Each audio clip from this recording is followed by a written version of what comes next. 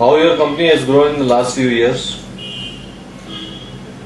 In fact, we started this company in 1996, prior to which we were basically in the business of exports of granites from India.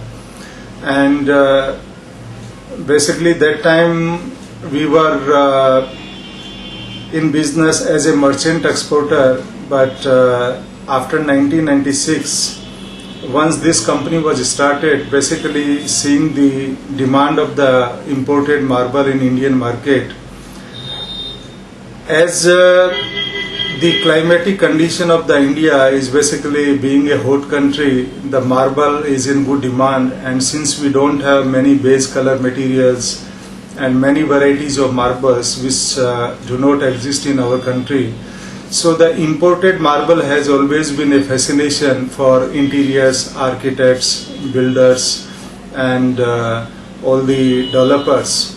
So considering all these facts together, what we did is, initially we were bringing the processed material into Indian market and selling to these sort of clients. But subsequently in 2001 we also started a manufacturing unit in Greater Noida, and with more retail outlets with showrooms etc. in southern India and then eastern part and also in NCR region. So with the time, since the market was growing, the real estate sector was booming in India.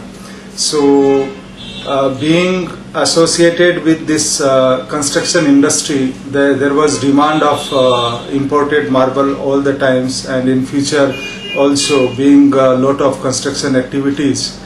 So company has seen a good growth in last few years, and we continue to see in future also. How do you think that the profitability is expected to improve in the coming years? Since we are in the process of the expansion, now recently in a month of May, we have doubled the capacity of our Greater Noida unit, which was earlier processing around 12,500 metric ton per annum. Now it has been doubled to 25,200 metric ton per annum. So with this expansion thing, and then by September we are starting the unit in Chennai, which is under construction now. And within this financial year, our unit in Calcutta would also be open.